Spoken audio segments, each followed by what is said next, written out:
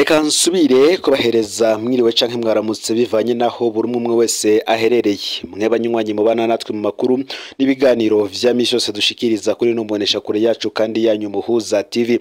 Uyu ni umwanya tugiye kubageza ko amakuru agezwe ko ariko aravugwa nga mu gihugu c'u Burundi. Akaba ari amakuru tuzagaruka ku bisata bigiye bitandukanye, imigenderanire n'andi makungu, igisata ca politike n'igisata c'umutekano be no mu ntwaro ibereye. Ni mu gihe tuza kugaruka cane cane ku vyagiye biravugwa ku migenderanire y'igihugu c'u Burundi ndetse n'igihugu c'u Rwanda. Tuze kugaruka ku kungene umushikiranganje Tribert Mutabazi wo kwivuna abansi bwa mbere yemeye ko abasuda b'u Burundi bari mu gihugu ca Republika Iharanira Intwaro Rusangi ya Kongo. Ivyo umukuru w'igihugu Varisito Ndayishimiye yiyamirije, ahubwo akavuga ko abo basuda bari mu gihugu ca Kongo aribo bafashanya n'umugwitera witwaje ibigwanisho wa Tabara kugira ngo baze guhungabanya umutekano w'igihugu c'u Burundi. Turaza kandi kugaruka ku ngingo zagiye zirafatigwa abanyeshuri bagiye kuja mu biruhuko, akaba ari ingingo zitariko ziravugwa ko kumwe kuko nabo mu mashira hamwe aharanira agateka kazina muntu batangwe kugira ico bashikirije kuri iyo ngingo. Vyose turaza kubigaruka ko ntimuze gucikanwa. Aburi bose rero ndagwaye kaze muri ano makuru ho dukurikirana uherereye nga mu gihugu c'u Burundi, mu buseruko, mu manuko, mu buraruko, mu burengero, hanze y'imbezi y'igihugu c'u Burundi ndetse no makungu ya kure. Mwese ndabaye kaze muri ano makuru. Mu gihe imigenderanire y'u Burundi n'igihugu c'u Rwanda yasubiriye kuba mibi kuva mu mpera z'umwaka uheze w'ibihumbi 2023, ndetse mu kwezi kwa mbere k'uyu mwaka hagafatwa ingingo yafashwe na leta y'u Burundi yo kugara imbibe zose yana n'iki gihugu c'u Rwanda. Iki kibazo carasubiriye kubazwa umushikiranganje mu vyajejwe harimo imigenderanire n'ayandi makungu Albert Shingiro. Mu vyo Albert Shingiro yagumye arashimika ko yagiye aragaruka cane ko bashatse gutembagaza ubutegetsi mu mwaka w'ibihumbi 2015 bahungiye muri ico gihugu c'u Rwanda. Akavuga ko ngo n'ubundi imbibe zitazokugururwa canke se imigenderanire itazosubira kuba myiza mu gihe igihugu c'u Rwanda kidatanze abo bashatse gutembagaza ubutegetsi bwa President Nkurunziza mwaka w'ibihumbi 2015. Ni mu gihe kandi imigenderanire y'u Burundi n'u Rwanda yari kirasubira kuba myiza, ico gihe umushikiranganje wa mbere w'ico gihe Arengiyome Bunyoni yari yararahiye ararengwa ko bidashoboka gusubira kugurura imbibe u Rwanda rudatanze abashatse gutembagaza ubutegetsi mu mwaka w'ibihumbi 2015. Amajambo yashikirijwe nanone n'umushikiranganje Albert Shingiro. Uyu mushikiranganje Arengiyome Bunyoni ntiyasinzira yibutsa abashatse gutembagaza ubutegetsi. Bamwe bati ngo ubu nawe ngo yoba yarabegereye, naho ngatababona kubera bamuhaye icumba yisangiza barabaye ababanyi hariya mw'iborero rikuru rya Gitega, ngo ubu nawe ngaraza ubuzima bwabo mbere baranabusangiye. Ngico gihe Bunyoni yapfiye gukurwa mu bushikiranganje bwa mbere, imbibe zica zirugururwa. Kimwe mu makuru duhejeje kuronka nayavuga ko umushikiranganje Albert Shingiro rwose mu migenderanire mibi iri hagati y'igihugu c'u Burundi n'igihugu c'u Rwanda abifisemwo uruhara rukomeye cane, mbere ko agendera natumwa intumwe kwa President Varisito Ndayishimiye zimushiriye ayandi makuru. Imbibe zarasubiriye zirugarwa mu kwezi kwa mbere k'uyu mwaka. Umushikiranganje w'imigenderanire n'andi makungu Albert Shingiro nawe yaraye arahiye ko imbibe zitazokugururwa batamuzaniye abashatse gutembagaza ubutegetsi mu mwaka w'ibihumbi 2015. Abantu bavuga ko bashatse gutembagaza ubutegetsi bari habiri, bamwe ni impunzi mu mahanga, abandi barapfunzwe i Gitega. Bamwe bati ngo ndumva nawe atanguye kubuzwa itiro no kuba kure y'abashatse gutembagaza ubutegetsi, Imana ngimufashe yakire icipfuzo ciwe. Ivyo yatangaje byose tugiye kubigaruka ko mu buryo burambuye. Tuze no kugaruka kandi kuri ca kibazo c'abasuda b'u Burundi barungitswe mu gihugu ca Republika Iharanira Intwaro Rusangi ya Kongo, kandi nanone tuze kugaruka ku ngingo yafashwe n'umushikiranganje mu vyajejwe harimo indwara hagati mu gihugu, iterambere rusangi n'umutekano Martino Niteretse. Vyose ntuze gucikwa. Ufyonde subscribe canke sabone niba utiri wafyina ko kugira ngo tuja ucikanwa nayo dushikiriza. Ndabaye kaze muri ano makuru. Reka tuyatangure ko ariko aravugwa n'ikibazo c'imigenderanire y'igihugu c'u Burundi n'ayandi makungu. Ministre Albert Shingiro ati President w'u Rwanda yari yaremeye guha u Burundi abashatse gutembagaza ubutegetsi mu mwaka w'ibihumbi 2015 ariko ntiyabikoze. uyu atwara ubushikiranganje mu byo bujejwe harimo imigenderanire y'u Burundi n'ayandi makungu. Ivyo yabivugiye mu kiganiro abashikiranganje bariko bishura ibibazo by'abamenyesha makuru n'abanyagihugu imakamba ku kibazo cy'ugarwa ry'imbibe zihuza Burundi n'u Rwanda. Umushikiranganje Albert Shingiro asigura ko umukuru w'igihugu cy'u Burundi umukuru w'igihugu cy'u Burundi yandungitse mu Rwanda mu mwaka w'ibihumbi 2020 muri Gitugutu dufatiye mbere kugira imigenderanire hagati y'ibihugu byacu bibiri igende neza. Kuva ico gihe haraba ibiganiro biratera imbere gushika naho abanyagihugu bagenderanirana nk'uko vyari bisanzwe. Birashika naho umukuru w'igihugu cy'u Rwanda agendera Burundi birashika naho umukuru w'igihugu cy'u Rwanda agendera Burundi, umukuru w'igihugu cy'u Burundi nawe arungika intumwa zidasanzwe mu Rwanda. Ariko rero iyo migenderanire yariko iteye intambwe yamaze umwanya urumera umara. Abandanya ati mu nyuma umukuru w'igihugu cy'u Rwanda yari yaremereye umukuru w'igihugu cy'u Burundi ko ashobora kudushikiriza abantu bashatse gutembagaza ubutegetsi mu mwaka w'ibihumbi 2015. Turarindira umwaka wa mbere uwa kabiri gushika n'ubu ntiyashoboye kubaduha. Murumva no kwizerana vyaciye bigabanuka. Ngwaca yongera ko n'ibitero vyakozwe n'umugwi w'iterabwoba Red Tabara ushigikiwe n'abo bashatse gutembagaza ubutegetsi mu mwaka w'ibihumbi 2015. Kumvo z'umutekano rero twaciye twugara imbibe zo ku butaka, mugabo izo mu kirere ziguma zugure kuko hoho biroroshe gucungera uruja n'uruza biciye ku bibuga vy'indege.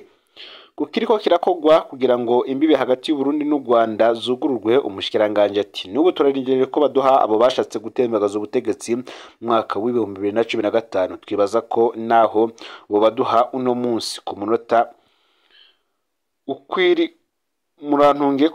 ukurikiye twoca twugurura imipaka. Albert Shingiro yavuze ko imigenderanire hagati y'u Burundi n'u Rwanda ayigereranya n'ihindagurika ry'ibihe.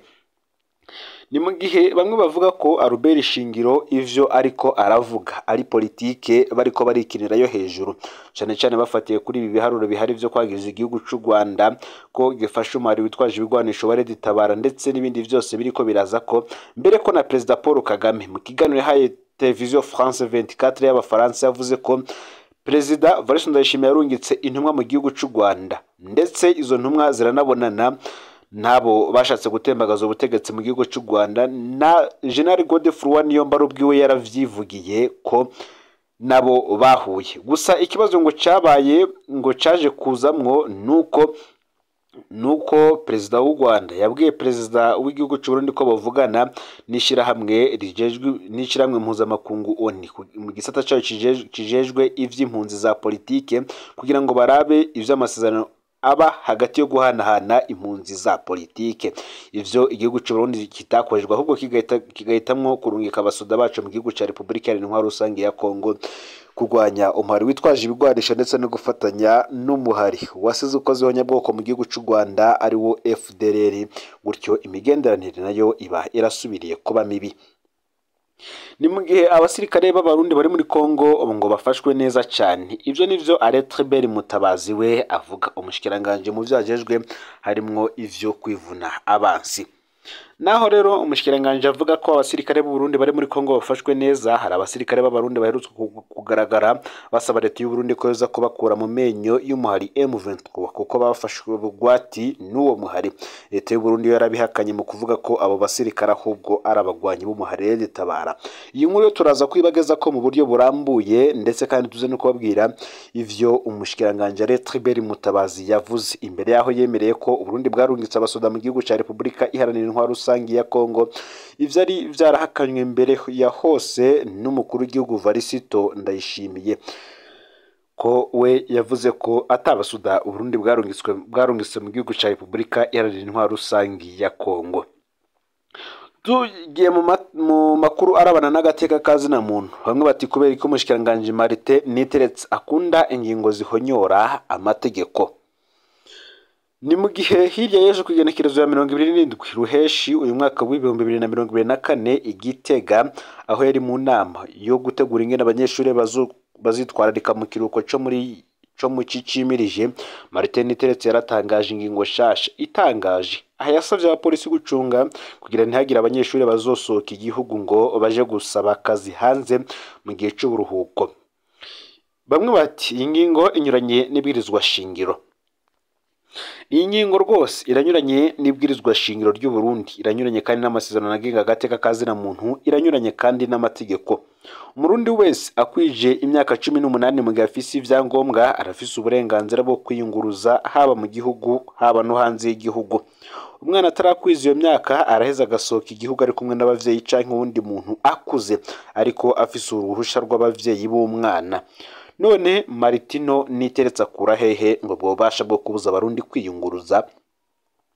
Mbega ko abanyeshuri barondera ubuzima mu kiruhuko kugira ngo basahirize abavyeyi mu kurondera uburyo bwo kugura ibikoresho vy'ishure, bamwe bakaba batanafise abavyeyi babarihirira amashure. Leta yo bitegekanya kuriha amashure murantungi. Leta yoba itegekanya kuriha abanyeshure izoshira mu bikorwa vyayo mu kiruhuko ku buryo bavuye muri ivyo bikorwa bazoba bafise bwa buryo bwo kuriha ibikoresho. Si ubwa mbere kandi ngo Martino Niteretse afata ingingo zitisunze amategeko. Hari umunsi yavyutse atangaza ko ahagaritse urwego rw'abashingantahe mu Burundi. Iki nico kintu kinarengeye ibwirizwa shingiro ry'u Burundi kuko gifatanye n'imico akaranga n'iteka vy'u Burundi. Koko hariho abategetsi yoshobora gufuta, ngo koko hariho umutegetsi yoshobora gufuta ubushingantahe mu mutwe w'umurundi.